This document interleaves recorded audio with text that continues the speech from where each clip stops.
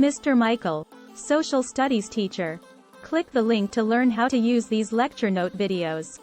American Studies Topic 2.2. New Lives in New England.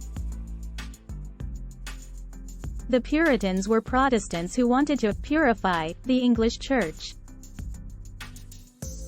They disagreed with the Anglican Church because it was too similar to the Catholic Church. Puritans followed the teaching of John Calvin. They believed that it was important to lead a moral life, pray and read the Bible, work hard and be thrifty. They also believed that salvation is up to God, not good behavior or following church rules. In England, Puritans were known as the middling sort. This was because most of them were small business owners and small landowners. They were more prosperous than most of the English population because of their work ethics. Puritans faced persecution from English monarchies who led Anglican Church. They were censored and their books were burned.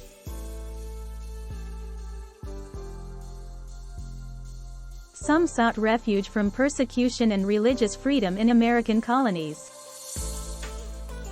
It was mostly groups of Puritans who established the New England colonies. The most famous group were the Pilgrims. Before leaving their ship, the Pilgrims agreed on the Mayflower Compact. This was a political agreement based on the idea of self-government. Massachusetts was more politically radical than southern colonies. In this colony, men could elect their own government leaders.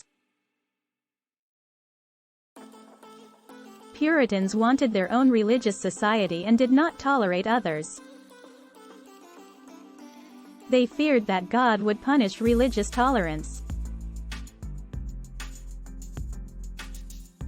However, more Protestant settlers came and this eventually led to religious conflict. Anne Hutchinson and Roger Williams questioned religious leaders in Massachusetts. They were banished. This would not happen today because the Constitution protects free speech in America. Rhode Island agreed to separate church and state because they wanted religious tolerance. Puritans and Native Americans had a rocky relationship. Trade originally brought them together, but cultural differences caused conflicts. The Puritans viewed Native Americans as lazy savages who did not know how to use their resources. The conflicts between the English and Indians were caused because of land and trade disputes. The Pequot War. Puritans and Indians had a good trade relationship. But, the Puritans wanted to expand their land, and did not make the Indians happy.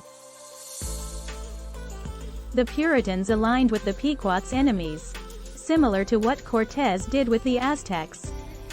As a result, the Pequots were decimated and left with nowhere to live. King Philip's War was also fought over land ownership between English and Native Americans. Indian groups had begun uprising over losing land to the English. Their revolts were successful at first because they were using English weapons. But, the English destroyed their crops and cut off trade with other Europeans. This left the Indians without any access to food or weapons and ammunition. The English were then able to take most of the land and use it for farming and settlements.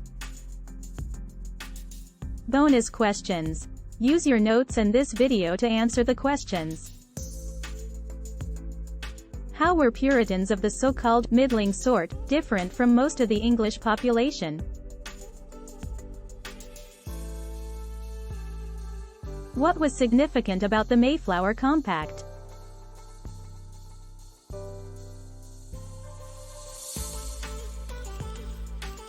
How was Massachusetts politically radical compared to the southern colonies?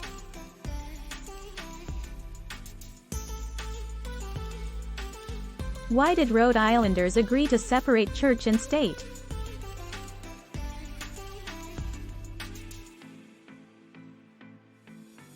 What caused conflict between the English settlers and the American Indians?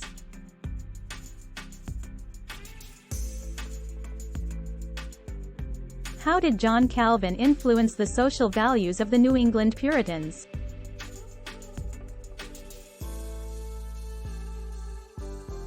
What was the typical Puritan attitude toward dissenters and those of other religions?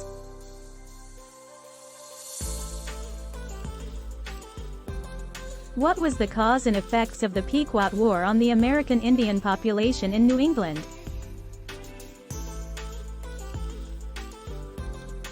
What was King Philip's War and what long-term effects did it have on southern New England?